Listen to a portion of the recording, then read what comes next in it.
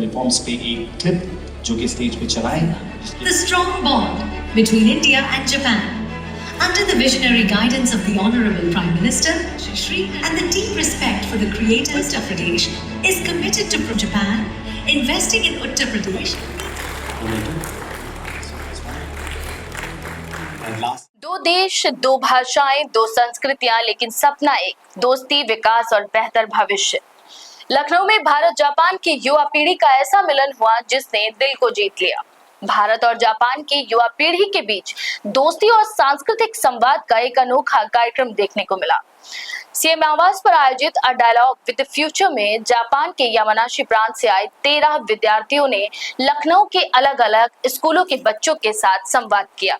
इस खास कार्यक्रम में सीएम योगी आदित्यनाथ और यामानाशी प्रांत के गवर्नर कोटारो नागासाकी भी मौजूद रहे। सीएम योगी ने जापानी विद्यार्थियों का आत्मीय स्वागत किया और जापानी भाषा में ओहायो गोजाइमाशी यानी शुभ प्रभात कहकर अपने संबोधन की शुरुआत की।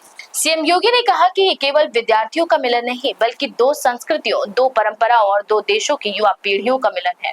उन्होंने कहा कि एक बच्चा लखनऊ के किसी गांव से आता है और दूसरा जापान के किसी गांव से। एक हिंदी बोलता है तो दूसरा जापानी, लेकिन दोनों ही अपने भविष्य की कहानी को लिख रहे हैं। मुख्यमंत्री ने भारत के वसुधैव कुटुंबकम और जापान के सामाजिक सामंजस्य के दर्शन को जोड़ते हुए कहा कि दोनों ही देश एक दूसरे से बहुत कुछ सीख सकते हैं। जापान की ताकत अनुशासन, क्वालिटी, टीम वर्क और इनोवेशन में है, जबकि भारत की ताकत युवा शक्ति, प्रतिभा, विविधता और सृजनात्मकता में है। वहीं यामानाशी के गवर्नर कोटारो नागासाकी ने कहा कि ये मुलाकात सिर्फ एक दिन का कार्यक्रम बनकर नहीं रहनी चाहिए। दोनों ही देशों के विद्यार्थी इस दोस्ती को आगे बढ़ाएं और इसे दीर्घकालिक रिश्ते में बदलें। इसके बाद कार्यक्रम और भी खास हो गया। जापानी विद्यार्थियों ने अपनी भाषा में गीत प्रस्तुत किए तो भारत की ओर से ईशान ने कौशल्या दशरथ के नंदन गीत से माहौल भक्तिमय कर दिया। जापानी बच्चों ने ओरिगेमी के जरिए मुख्यमंत्री को शांति और मित्रता का संदेश भी दिया। तो वहीं लखनऊ की छात्रा अक्षरा पांडे ने जापानी विद्यार्थियों का स्वागत करते हुए कहा कि भारत के बच्चे डोरेमोन देखते हुए बड़े हुए हैं और जापान से आए बच्चे यहाँ सिर्फ मेहमान नहीं बल्कि अपने हैं। और आखिर में मुख्यमंत्री ने बच्चों के साथ सेल्फी लेकर इस पूरे संवाद को एक यादगार पल में बदल दिया। क्या कहना चाहिए? We are very proud to be here. Day before yesterday we were in Delhi and then we fly to Lucknow for this summit, and we are very proud to see what's happening here. In Japan as well, the economy now is really supported by the regional economies in Japan, and India now I think has a very strong highlight on how you can also work in the regional market to support India's market. So I think India and Japan can work together to create value together for the sustainable future. 何について話します。今日の目的は、山梨県とこのサルプラディッシュ州の結びつきを強くしようという取り組みであります。आज का जो event है वो Yamanashi प्रेफेक्चर जो business वो अपने UP में लेके आ रहे हैं, यूपी और यामानाशी के प्रेफेक्चर के बारे में ये बिजनेस मीटिंग है। इस पर क्या लगता है कि कितनी जल्दी युवाओं को इसका लाभ मिलेगा, कितनी जल्दी होगा? एक तो दुकान का सरकारी मार्ग यामानाशी तो उत्तर प्रदेशのどのぐらい時間がかかります？何に関する時間ですか？2年前に一緒に仲良くやっていきましょうという結びつきを作りまして、で今年の2月にヨギ首相が私たちのところを訪れてくれました。私たちのガバナーの、もう今回来ていますので、ここからいろいろ関係が深まっていくと思います。दो साल पहले जब यहाँ पे आए थे उन्होंने यहाँ पे इन्वेस्ट किया था, और अभी लास्ट 2 महीने पहले भी गवर्नर यहाँ पे आए हैं और गवर्नर की और हमारे योगी साहब जी की मीटिंग चल रही है। तो जल्द ही यहाँ पे युवाओं को 6 से 7 हजार नौकरी की रोजगार का अवसर मिलेगा। I think it is very precious opportunity for us to introduce our region to our esteemed guests in India, and I they know the region Uttar Pradesh. The neutral exchange is very important opportunity. I think so.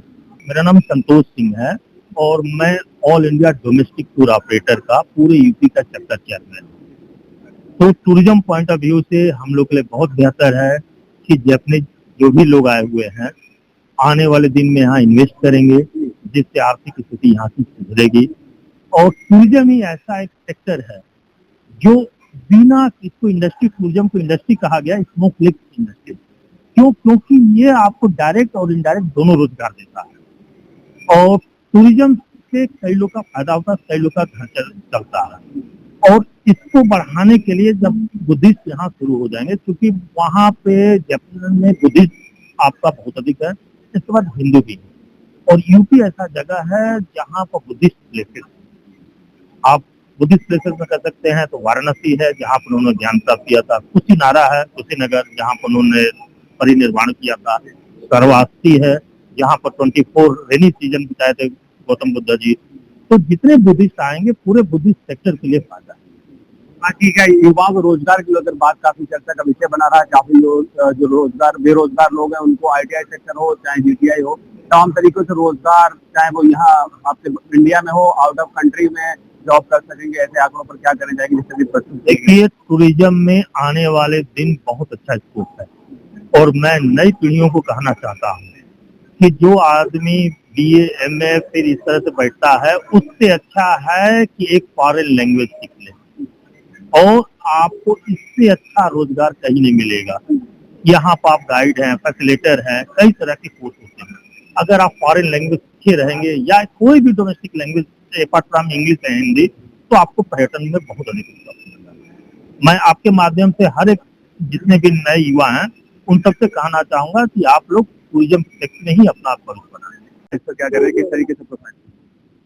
जापानी जो delegates आया है उसके साथ हम लोगों का एक टाइप इन्वेस्टर मीट, उनके साथ बातचीत, उत्तर प्रदेश को आगे बढ़ाने की पास संभावना है। तो युवाओं को रोजगार, टेक्नोलॉजी का आदान प्रदान, मुख्यमंत्री के नेतृत्व में ये प्रदेश लगातार आगे बढ़ रहा है और जापानी के आने के बाद और गति मिलेगी ऐसा मंडल लेके जापान आज हम लोगों के सामने है। तो उनको मैन पावर की जरूरत है और हमारे पास मैन पावर की कमी नहीं है। यहाँ निवेश भी वो करना चाहते हैं। जितना ज्यादा निवेश वो लेकर आएंगे तो उत्तर प्रदेश का जो औद्योगिक विकास है एक तो वो बढ़ेगा, दूसरा रोजगार का सृजन होगा और दोनों बात उत्तर प्रदेश के लिए बहुत। हमारे नौजवान जो हैं उनकी बेगारी दूर हो, बेरोजगारी दूर हो, ये सरकार का संकल्प है। हर हाथ को काम मिले, ये भी सरकार का संकल्प है। तो सरकार अपने संकल्प को पूरा करने के लिए हर संभावनाओं की तलाश है, हर विकल्प पर हम काम करना चाहते हैं और उसी का परिणाम है कि आज ये कार्यक्रम हो रहा है। अच्छा कार्यक्रम कितना लगता है सर, कितना विकास जापान टेक्नोलॉजी में काफी आगे है, उससे यूपी को बिल्कुल बिल्कुल लाभ मिलेगा। और जो इन्वायरमेंट, जो वातावरण हमने उत्तर प्रदेश के अंदर बनाया है,